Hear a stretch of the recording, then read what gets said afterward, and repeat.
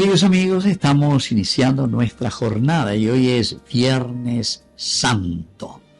Queridos amigos, en este triduo de nuestro camino pascual, el triduo pascual, la lectura que se nos presenta pedagógicamente desde la iglesia del libro de Isaías, capítulo 52, del 13 y luego hasta el capítulo 53, 12.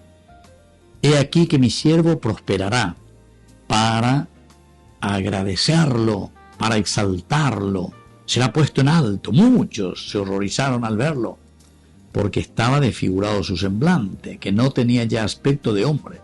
Pero muchos pueblos se llenaron de asombro. Ante él los reyes cerrarán la boca, porque verán lo que nunca les había contado y comprenderán lo que nunca se habían imaginado. ¿Quién habrá de creer lo que hemos anunciado? ¿A quién se le revelará el poder del Señor? Creció en su presencia como planta débil, como una raíz en el desierto. No tenía gracia ni belleza. No vimos en él ningún aspecto atrayente. Despreciado y rechazado por los hombres, varón de dolores, habituado al sufrimiento, como uno del cual se aparta la mirada, despreciado y desestimado. Queridos amigos, hoy en este Viernes Santo el Señor nos va presentando y nos está diciendo que es la cruz, es el camino, el vía crucis, queridos amigos, el que nos lleva a prosperar en nuestra propia vida. Ya digo, entonces que toda nuestra vida tiene que ser dulce de leche, lleva todo fácil, todo dulcecito, ¿no, queridos amigos? La vida, como el Señor nos presenta, el que quiera seguirme, que tome su cruz cada día y me siga. Ahora la gran teología de un Viernes Santo. Ya mañana ya esa. Diferentes etapas de este vía crucis. Ahora ya yujú de todo. Ya yujú. Incluso que alguien viene y le entrega a su propio maestro. Le da el beso.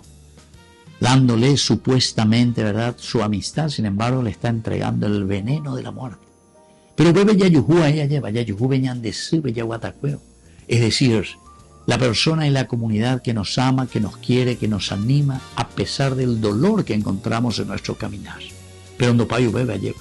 Encontramos a un sireneo que nos ayuda a levantar también nuestra cruz, porque alguna vez sí, vivían de Curuzúa lleva. Pero vea, entonces dañaremos cangrían, así yo quiero para seguir adelante.